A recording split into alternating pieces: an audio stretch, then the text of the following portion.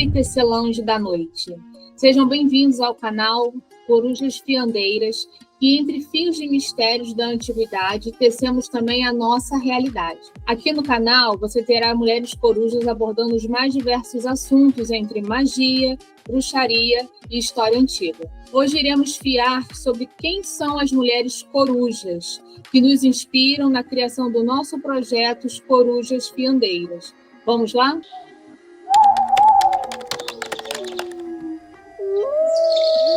Aqui é a Éspera, do Submundo Periférico.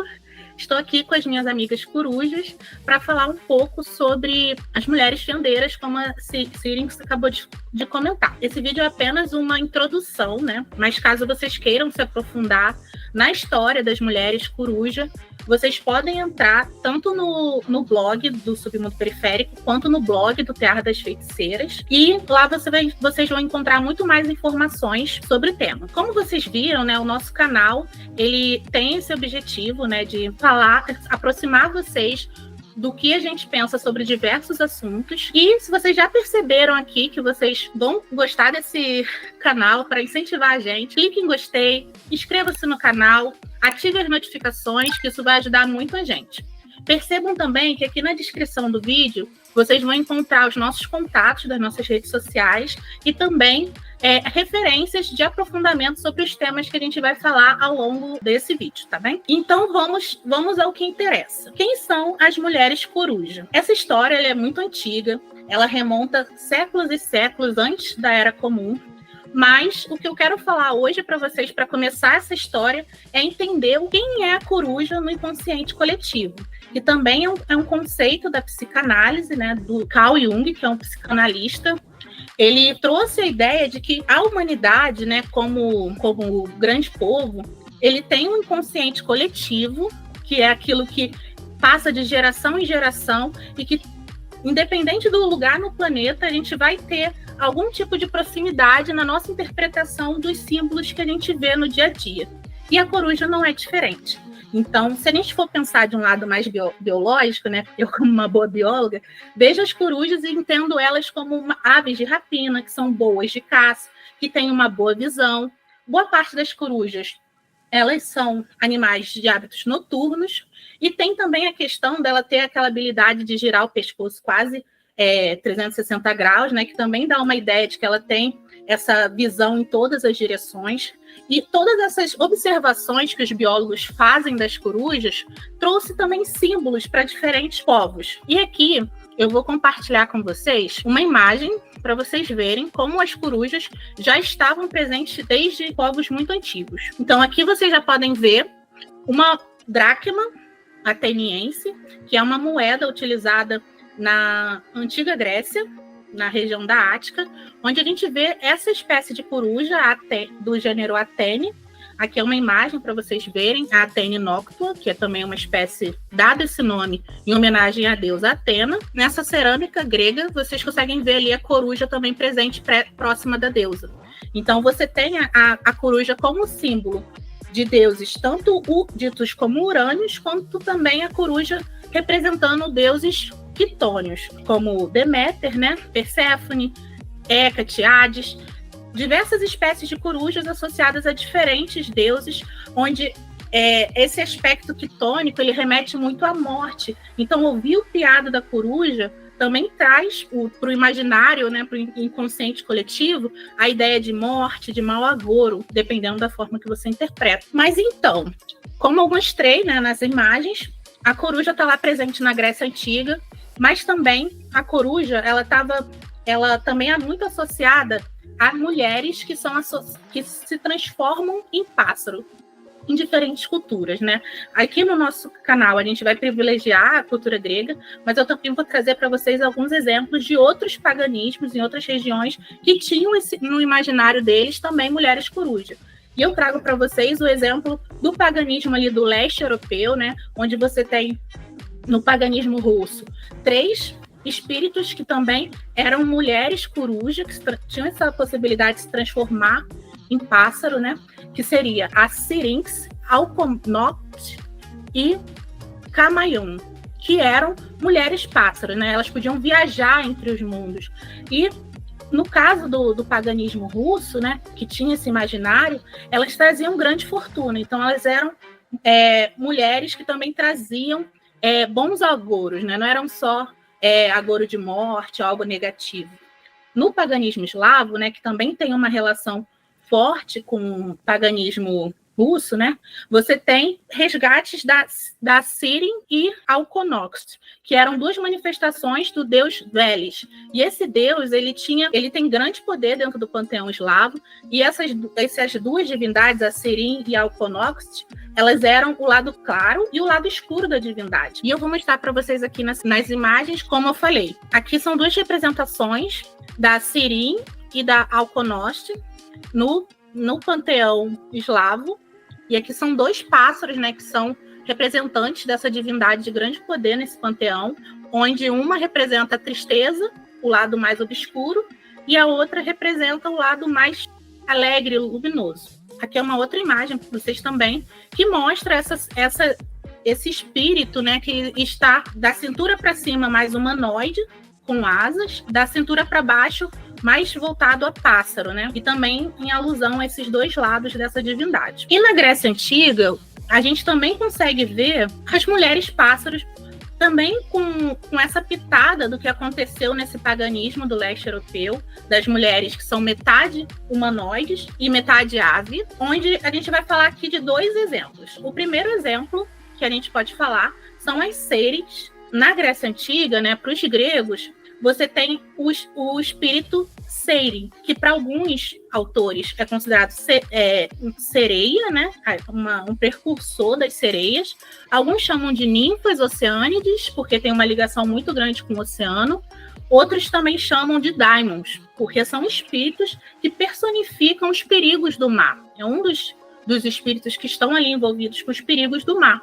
E que seriam, para os gregos, né, também mulheres pássaro, que estariam, então, com instrumentos, utilizando a voz, utilizando seus recursos de encantamento para atrair marinheiros para a morte.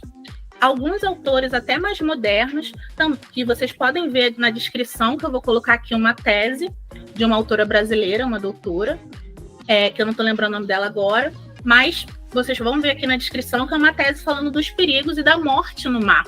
E que essas sereias, por estarem atraindo os marinheiros para a morte, posteriormente também foram consideradas psicopompos, que estavam então fazendo a passagem dessas almas das pessoas que morriam no mar e que não poderiam ter os ritos funerários de uma forma mais tradicional dentro da sua polis, dentro da sua cidade-estado. E aqui vocês podem ver também um exemplo das sereias na obra Odisseia. No canto 12, vocês podem ver que as sereias elas são citadas por Circe, alertando Odisseu, né, ou Ulisses, para quem preferir, a estar, então, tampando os ouvidos de toda a sua tripulação com cera, para que eles não ouvissem o canto da sereia, porque isso iria atrair eles para a morte. Eles são espertos, né, ouvem os conselhos de Circe, fazem isso, só que Odisseu, muito curioso, ele acabou pedindo para a tripulação amarrar ele no mastro do navio, porque ele estava curioso para ouvir o canto da sereia. E não foi diferente. Amarraram ele, ele ouviu o canto da sereia, ficou desesperado para ser solto, mas os tripulantes, né, sabendo, né, do perigo que teria, realmente não soltou ele, e as sereias acabaram não pegando ninguém. Então, tem esse exemplo que eu vou mostrar para vocês agora, que vocês podem ver na figura 5, uma cerâmica grega, onde vocês conseguem ver as mulheres pássaro, muito parecido com o que eu mostrei nas figuras do paganismo do leste europeu, e vocês veem elas tocando essas flautas, né, que são duplas, bem parecido com o que a gente tem de flauta hoje, que é um instrumento clássico presente na Grécia. E aqui vocês podem ver também dois exemplos de mulheres pássaro. Aqui, no caso, são figuras em cerâmica que mostram que elas já tinham pescoço, assim, o rosto de mulheres e o resto do corpo todo de ave. Aqui vocês podem ler com calma. É uma citação do canto 12 da Odisseia, mostrando essa passagem onde as sereias são retratadas com essa voz límpida, que elas cantavam no prado. Aqui é o aviso de Circe para Odisseu, né? É importante toda a tripulação se proteger das sereias para eles não serem levados para a morte. E aqui é uma figura do que eu falei, do Odisseu amarrado ao mastro do navio, as sereias tentando atrair eles, e elas não tiveram sucesso na empreitada, né? Porque ele seguiu os conselhos de Circe. E vocês também vão ver outros momentos onde as sereias são citadas dentro da literatura grega. Apolônio de Rhodes, ele também cita as sereias na obra Argonáutica, no livro 4, onde ele vai falar que Orfeu ele canta lindamente, semelhante ao canto de sereias. Então, vocês também vão ver o próprio Apolônio associando as sereias também às ninfas oceânides que são citadas próximas de Perséfone antes do rapto, né? Quando ela está ali nas Campinas, sendo protegida por outras divindades, ela está na companhia de Oceânides, e Apolônio de Rhodes ele cita essas Oceânides como sereias que estão ali protegendo Perséfone também naquele momento dela mais virginal. E aqui vocês podem ver, então, essa citação de Apolônio de Rhodes na Argonáutica, no livro 4 dele, onde ele fala que as ninfas elas estão junto da filha da gloriosa Deméter, né? Então vocês conseguem ver aqui que quando a Perséfone era virgem, era na Coreia, né? Ela estava ali cercada das ninfas oceânides, essas sereias. Seriam mulheres que são metade pássaro. Agora eu vou passar a palavra para a Thier, que vai completar então essa explicação de uma maneira maravilhosa para vocês. Oi, pessoal, eu sou a Thier Vivar e vou dar continuidade, né, ao que a Éspera estava falando sobre as sereias, né, e dar um outro exemplo de tipo de mulheres pássaro na Grécia Antiga, que são as Strix, né? A primeira referência que se tem às Strix na literatura grega foi na obra Ornitologia de Boion. Né? Essa obra, na verdade, ela foi perdida. O que nós temos hoje são apenas alguns fragmentos, né, que foram preservados através de uma outra obra chamada Metamorfoses. Tá? Nessa obra, as Strix são descritas como ou uma devota de Ártemis, ou um tipo de afrodisíaco, ou alguém que é conectado de alguma forma com magia e com a feitiçaria. E a partir do período clássico, as Strix foram cada vez mais sendo associadas apenas às mulheres e à magia, né? Ou seja, às bruxas. Elas começaram a serem relatadas como mulheres de aparência horrenda, né? Suja, de modos grotescos e de uma crueldade sem tamanho. Essas mulheres corujas, elas apareciam durante a noite para roubar bebês, sugar o sangue de homens virgens e cometer outras atrocidades, tá? E algumas teses falam que essa lenda das Strix na época poderia ter sido criada também para que a população tivesse um pouco mais de cuidado, por exemplo, com os bebês, né?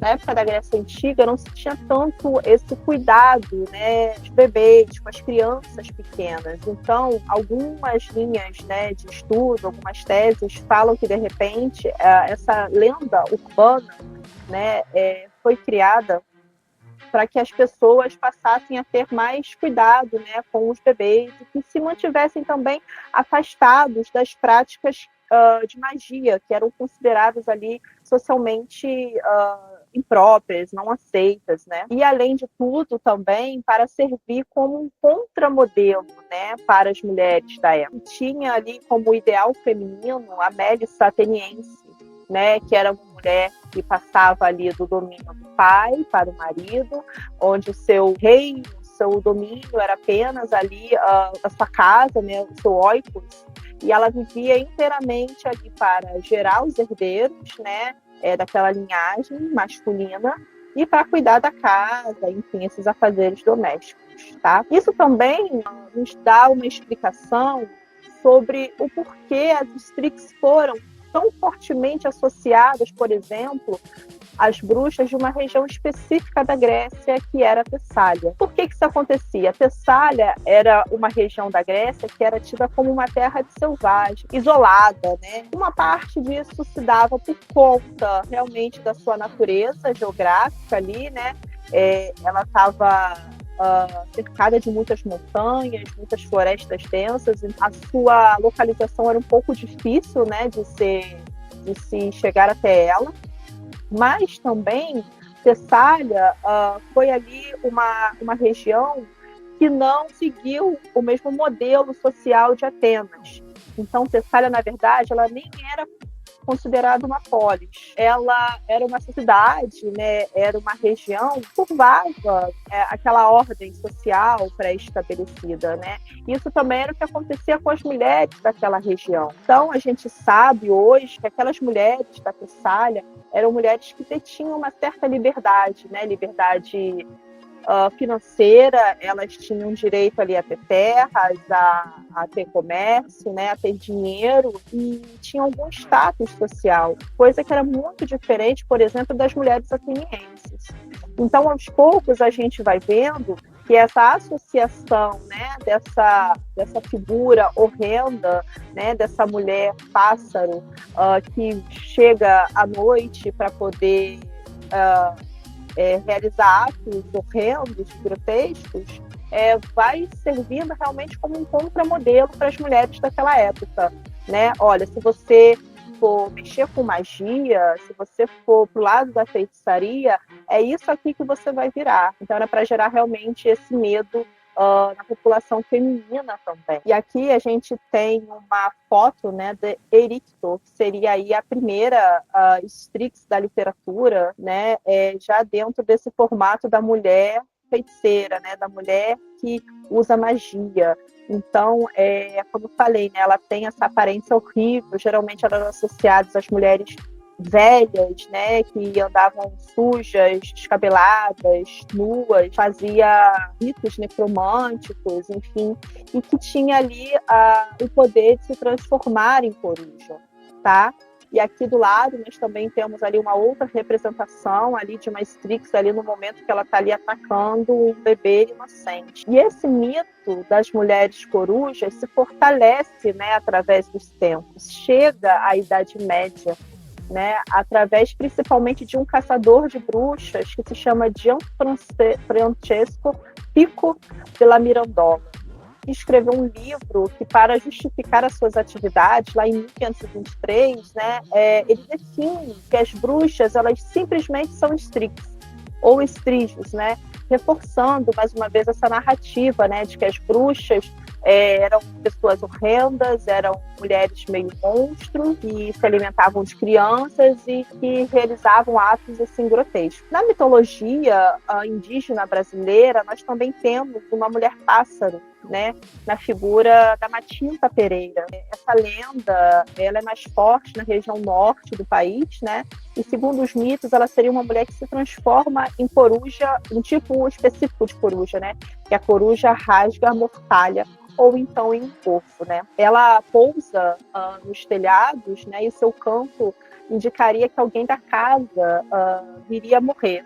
Então aí são dadas oferendas a ela, né, como tabaco, para poder apaziguar, né, esse espírito e espantar esse mau presságio. Aqui nós temos, né, uma foto da coruja rasga mortalha e uma figura ali que representa a Matinta Pereira, né? Inclusive, né, ela ficou bem conhecida aí, né, alguns anos atrás, na série que teve na Netflix, né, Cidade Invisível, né, onde a Letícia Spiller, né, fez essa personagem. Foi muito interessante, né, poder ver essa mulher coruja assim tomando forma, né, foi muito interessante. E agora eu passo a palavra para Syrinx poder continuar. Obrigada, sou a Syrinx, e como já foi explicado o motivo, né, da escolha, porque corujas, eu vou dar continuidade agora explicando qual é a importância da tecelagem dentro da nossa visão. A tecelagem é uma atividade muito antiga, as primeiras datações são de 5.000 anos antes da Era Comum, e ela é presente em inúmeras culturas. Acredita-se que ela provém do Oriente, mas ela é presente em inúmeras culturas. Se a gente procurar no dicionário ali, né, a definição do verbo tecer, a gente se surpreende um pouco, porque vai além do sentido literal de tecer vestes. Pode também estar associado à astúcia, ao engano, ao amarrar, ao armar, ao tramar. E aí a gente vai entender melhor isso ao longo da explicação. Ali no contexto da Grécia Antiga, a tecelagem era uma prática, sobretudo ligada às mulheres. Já na infância, elas aprendiam a tecer, isso era sinônimo de uma casa bem organizada, bem administrada. Elas ficavam no seu gineceu, que é um aposento, né, nos oikós gregos, é um aposento específico de mulheres, é onde elas ficavam reclusas. Então, em vários vasos isso é presente. O artesanato, o trabalho ali do artesão em Atenas, porque é onde nós temos a maior quantidade de fontes, era um trabalho inferior, né? Ele era um trabalho desmerecido. Tudo que era feito pelo artesão era como se fosse sinônimo de pobreza. Entretanto, a tecelagem não. A tecelagem, ela também era vista não só como um ofício, uma obrigação, mas como um passatempo. E ela foi bem vista pela realeza, ela foi bem vista para aqueles que tinham um maior poder aquisitivo. A gente pode ver isso nos mitos. Esse trabalho manual, né? Essa coisa da lenda, da fiação ali, além dessa tarefa doméstica e dessa questão do passatempo, se tornou também um sinônimo da cultura, que é forte até os dias atuais. Geralmente, quem visita o país vai ver um comércio muito grande voltado também para os turistas dessa questão de coisas que são tecidos ainda pelas mulheres da atualidade. Então, ficou bem marcado na cultura, tá? da Grécia. Se a gente for ver o tear como um elemento presente nos mitos gregos, a gente pode aqui citar as moiras, né? Que são as fiandeiras do destino, aonde o fio ali vai representar a nossa vida e cada uma delas vai ter uma atividade, uma tarefa, vai ter uma responsabilidade sobre a nossa vida. Então, Clope vem e fia, né, dali o início. Depois, Laquese, ela desenvolve, ela desenrola, ela sorteia a nossa vida. E, por fim, vem a Atropos, que corta, né? Esse cortar seria uma metáfora do fim da vida e da morte. A gente vai ter também a presença de Circe, que está no seu tear o tempo inteiro, e esse tear é visto como um passatempo, um momento de distração. Nós temos também obras que vão representar, obras cinematográficas, mais de uma, que vão representar Medeia sentada em seu tear, as mulheres da realeza, aí que a gente pode citar Helena, Penélope, que era a rainha, né? Aracne também vem de uma família também da realeza, e elas tinham esse entusiasmo e elas tinham esse orgulho de dizerem que eram boas tecelãs, tá? O tear, ele também vai ter um papel fundamental de ferramenta de comunicação. É fato, né, que sobretudo em Atenas, as mulheres não tinham participação social, elas não tinham participação política, até aquelas mesmo que tinham uma condição financeira melhor. Elas, infelizmente, ficavam reclusas aos seus lares. Só que o tear foi uma forma que elas encontraram de se comunicar, foi uma forma que elas encontraram de se expressar, né? Filomela vai tecer, né, uma tapeçaria e ali ela vai contar da violência que ela sofreu. E depois ela envia essa tapeçaria para a irmã dela, porque Filomela tem a língua cortada. Quando essa tapeçaria chega à irmã dela, a irmã dela jura vingança e vai atrás desse objetivo. Então, a gente vai ver que a tecelagem ela é uma expressão de narrativas, né? O ato ali solitário, introspectivo, e elas também vão poder criar as suas histórias, sejam relatos, né, seja a materialidade ali da fala, né, de contar as suas histórias, ou seja também uma forma delas expressarem, né, o seu ser criativo, né, ali de narrar, de criar histórias.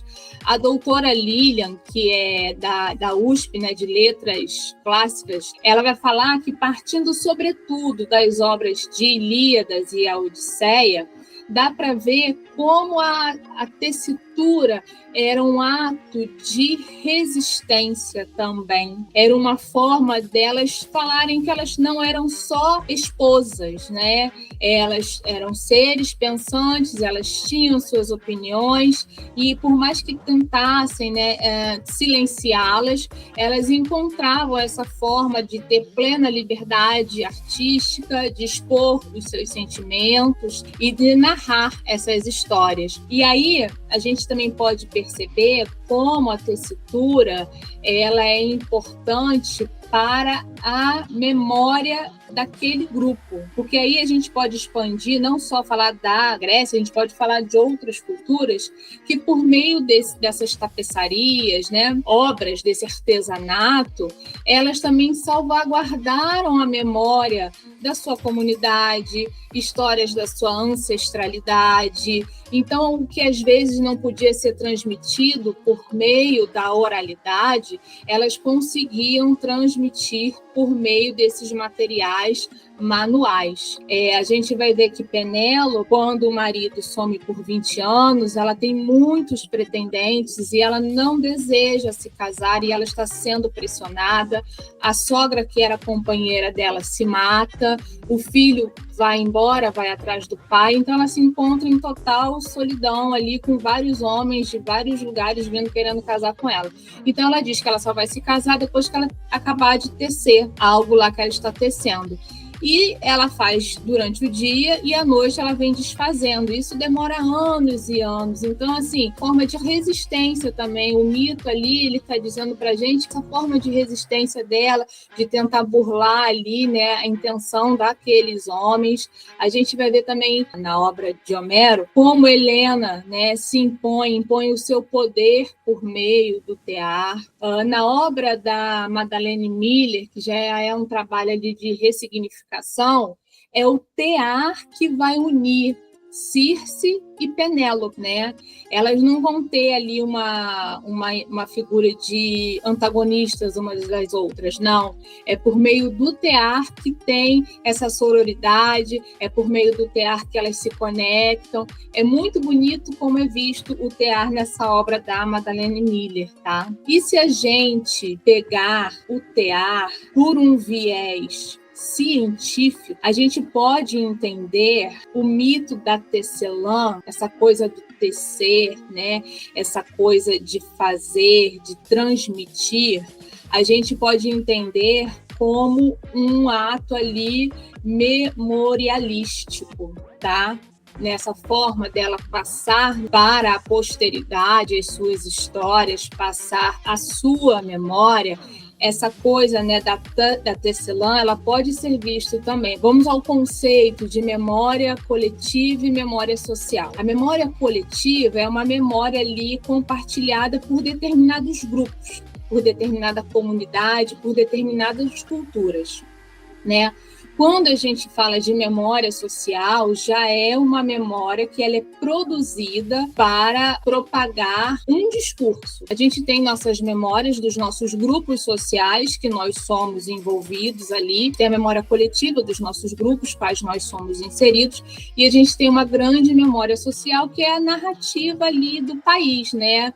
A história de Tiradentes, a história dos índios, dos escravizados, né? Que isso foi uma história de um contexto ali político, ideológico que foi passado, né? Não existe imparcialidade. Então, quando a tecelã, né, ela produz, ela também não é imparcial, ela está ali passando a sua visão, né, a sua verdade. Hoje a gente já tem todo um trabalho ali, né, que muitas coisas dessa memória social do nosso país já está sendo revista, né? Eu acho muito legal quando eu vejo na internet pessoas se referindo ao Brasil como Pindorama, né? Não como Brasil, mas como Pindorama, que era como os povos originários chamavam essa terra. Nos livros de história hoje já não traz essa questão da descoberta do Brasil, né? Já se entende que não foi descoberto porque já haviam pessoas aqui. Então, assim, tudo tem um viés, tudo tem um olhar. Então, quando essas mulheres, elas contam suas histórias, quando essas mulheres, elas criam as suas histórias, é sob o olhar delas, é sobre o viés delas, que até então as fontes majoritárias não consideravam, né? Então, é uma narrativa marginalizada, mas não menos importante do que as outras. Então, o Walter Benjamin vai dizer para a gente que o tecido, né, produzido ali no tear é um texto, sim, narrado, e é fruto de uma luta, de uma lembrança contra o esquecimento. Porque se não fossem elas narrando, né, com certeza cairia no esquecimento. E aí eu gosto muito desse termo rememoração. O Paul Ricoeur vai falar que a rememoração é a utilização social da memória. É você pegar um acontecimento do passado e você ressignificar ele para o presente, para que você possa legitimar e consolidar essa memória. Então, veja bem, a gente vê esse tear, esses registros, essas memórias, essas histórias, entender como uma rememoração, é exatamente o que nós fazemos, por exemplo, no Tear das Feiticeiras. A gente pega essas memórias, essas histórias, esses acontecimentos do passado, a gente ressignifica aqui agora, no presente, para legitimar a história dessas mulheres. Por isso que a gente está sempre fazendo um estudo histórico em cima da vida dessas mulheres para ressignificar para o presente. Então, quando a tia fala assim, porque Ericto era vista como uma mulher horrenda, a gente já entende hoje que foi uma imagem criada para que ela fosse um modelo a não ser seguido, né? Ninguém ali está falando sobre o conhecimento ancestral dela, do poder que ela tinha, não. Estamos vendo um estereótipo marginalizado, pejorativo, tá? Então, essa é a importância do tear, do tecer, né? Cientificamente falando. É um registro histórico onde a gente pode utilizar hoje, no presente, né? Esse ato de resistência delas, esse ato de liberdade de narrativas, de criação, para que a gente possa hoje, né, ressignificar e legitimar a história dessas mulheres, tá? Então, a tecelagem, ela é uma materialização da rememoração. Se a gente vê o tear, a tessitura, a tecelagem por um viés mágico, que é uma grande deusa, que ela produz do seu ventre, né, os fios que formam a estrutura do universo. Esses fios, eles organizam continuamente, né, o universo e todos os elementos que ali compõem. Então, por isso que muitas vezes a aranha também é essa imagem, né? Porque ela tira ali de si essas teias e organiza. Quando a gente pensa ali nessa deusa e você se propõe a se conectar com essa deusa, né? Ela vai te mostrar o quanto tecer ele é sagrado. E nisso não é só o sagrado de estar em contato com ela, mas é o sagrado dos atos cotidianos. Porque se você pensar que ela está sempre tecendo o tempo inteiro, reorganizando e moldando, é contínuo e é cotidiano. Então traz pra gente essa ideia, né, de que os atos cotidianos são sagrados. Na bruxaria a gente acredita, né, que o universo ele se organiza como uma grande teia e que tudo está conectado entre si. Então, quando eu tomo uma atitude, ainda que seja pensando que é sobre mim, sobre a minha vida, ainda assim eu posso estar atingindo um outro alguém.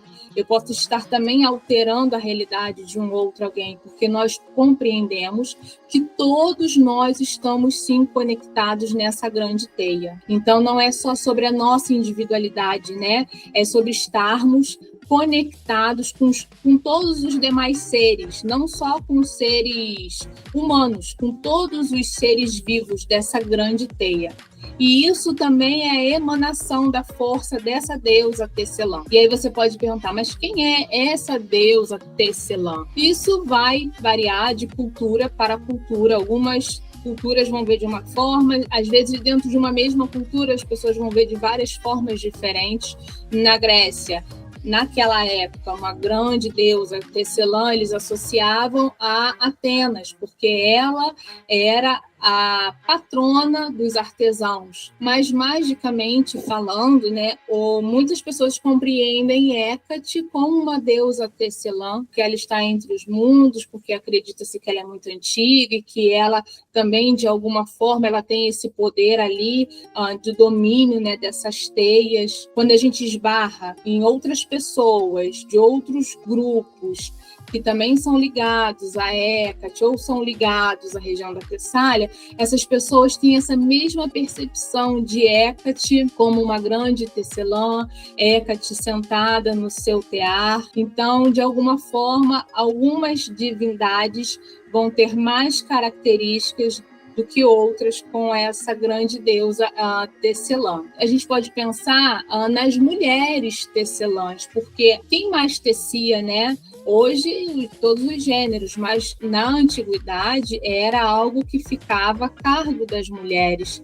Então, as mulheres têm mais essa questão da ancestralidade dessas mulheres tecelãs, né? Porque a gente entende que nós também somos um pouquinho o divino e o divino somos nós. Então, quando eu estou assumindo um pequeno tear individual, eu também sou uma deusa. Que quando eu estou ali assumindo o meu tear, eu estou fiando, eu estou tecendo, eu estou mudando, eu estou criando a minha própria história. E isso é muito importante, né? A Mirella ela falava bastante sobre essa questão, né, das tecelãs, e ela falava como é complexo, né? Porque, assim, quando a gente está trabalhando nesse nosso tear, não é só o pessoal, né? Também é o enriquecer o coletivo. É participar da nossa criação, mas também da criação do grupo e do coletivo. Então, olha que importância tem essa mulher, né? É uma mulher que ela tem importância não só na vida de cocriar a dela, mas também de cocriar a sua comunidade, né, ao seu grupo, ao seu coletivo.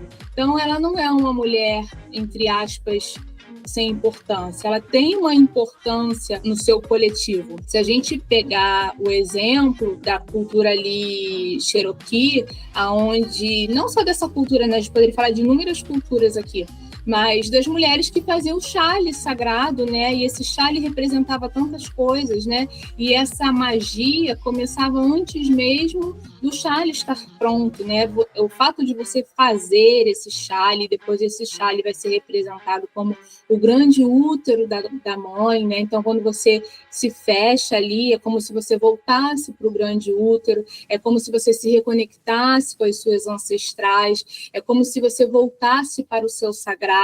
Esse chale tecido por essas mulheres, né, ele tem tanta simbologia mágica, tanta simbologia ancestral, né, que a gente poderia ter um vídeo só falando dele. Então, esse é um exemplo palpável, né, do poder ali dessa magia. E quando a gente percebe, né, a importância dessas tecelãs, a gente vê a capacidade delas, da responsabilidade, né, de criar o individual e o coletivo, né? A importância delas ali no seu meio. A gente também pode pegar o exemplo do mito das 13 matriarcas, né? Que também é uma lenda xamânica que vai defender que as mulheres podem curar a terra e curar a si mesmas, né? Por meio ali de uma irmandade, que também tem uma questão ali das 13 lunações, mas na 10ª lua, né, em outubro, tem a questão ali a mulher da guardiã da força criativa que tece a teia, né? Essa mãe da criatividade. Então, ela vai expressar a criatividade, ela vai desenvolver habilidades de materializar sonhos, de materializar ideias, né? De destruir as limitações, né? Vai sair da estagnação. E ainda que seja de uma cultura, né, de uma lenda xamânica, olha como tem a ver com que o entendimento que os estudiosos têm também da tecelagem lá na Grécia. A gente está falando de força criativa, da autoexpressão, né? Então tem muito a ver com isso, de você conseguir sair da caixinha e se expressar. E quando eu digo se expressar, eu não estou falando só de você verbalizar, não, é você se expressar como um todo, é como você se expandir sua força, né? Expandir o que tem dentro de você, ainda que não seja moldado, mas se expandir, porque aí isso leva a gente a outra definição do craft, né, da arte, né? Craft, ele vai significar arte em inglês, vai significar ofício, habilidade, profissão, capacidade, e tem a ver com isso, né? O tecer, ele pode ser visto como essa arte, né, de fiar, de urdir, de tramar, de tecer, mas ela também vai ser vista como uma propriedade mágica, né? Porque ali você está moldando, você está co-criando a sua realidade, a realidade da sua comunidade, a realidade daquela pessoa que está te procurando para pedir ajuda. Então, ali você vai poder modificar, né? Alterar acontecimentos e interferir diretamente na vida de uma pessoa. E isso, né? A gente resgatar isso, que durante muitos e muitos séculos fez questão de ser deixado de lado, resgatar essa importância, é fundamental também para a gente trazer para nós a egrégora das tecelãs, né, como agentes participativas do agora, de ser co-criadora, né, do agora, né, de estar olhando para o passado, olhar para essas mulheres, mas está co-criando no agora. Então, quando a gente fala ali da witchcraft, é isso, é a co-criação, é o ato de criar, né? É o ato ali, o ofício da arte. Por isso que a gente tem que estar falando que a bruxaria tem que sujar as mãos, tem que fazer, porque é a prática, é o ato de praticar, é o fazer, é o errar, é o moldar, é o remoldar, mas é isso, é estar praticando. Então, assim, quando a gente fala, né, da witchcraft, que é uma coisa que se popularizou, né, mais ali, do modo geral, da bruxaria, assim como a gente também fala das trickscraft, que também é a mesma coisa, essa arte, esse ofício, essa habilidade, entretanto, é mais restrita aos conhecimentos que essas tricks, que essas mulheres corujas, né, de alguma forma nos acessam e nos passam, né? Então, falar ali dessas trickscraft é também trazer para nós o conhecimento dessas tecelãs, dessas deusas tecelãs, e como elas podem se perpetuar no tempo por meio de nós. A Espera compartilhou com a gente aí, né, a imagem de Penélope e seus pretendentes, tá? Como eu disse, nesse quadro ali a gente pode ver que ela está tecendo com vários pretendentes atrás, e era um ato muito astuto, onde ela tecia durante o dia e desfazia à noite. A ilustração aqui, tá, de uma deusa tecelã, a gente vê uma grande deusa ali tecendo o mundo, né, os fios do mundo. Esse é um vaso grego, tá, onde a gente vai ver mulheres fiando aí, tecendo no gineceu, que era esse aposento nos lares exclusivos para mulheres. Sobre tecelagem, né, chegou ao fim, mas antes eu gostaria de chamar primeiro a Espera, depois a Thier, para saber se elas têm mais alguma coisa a acrescentar. Eu fico muito feliz de estar aqui nesse novo espaço com as minhas amigas, as minhas irmãs corujas fiandeiras. Espero que esse projeto ele realmente encontre voos altos. A gente está aqui com a expectativa de que esse projeto possa chegar na casa de vocês, onde vocês estiverem, e que vocês possam, então, vir fiar com a gente. Esse vídeo inicial, né, como a gente estava falando, a ideia era trazer um pouquinho para vocês da nossa visão do que são as mulheres Coruja e o FIAR, né? Por que a gente optou por esse nome para esse projeto? Então, temos aí muito ainda a trazer e eu fico muito feliz por esse começo aqui. Espero que vocês também continuem com a gente. Também, assim, estou muito feliz, né, de estar aqui com essas mulheres maravilhosas. E eu acho que o que a gente está fazendo aqui realmente ilustra muito bem um pouco do que a gente falou aqui hoje, né? Cada uma tem ali o seu caminho, já teve o seu caminho, né, com a bruxaria, com a magia, né?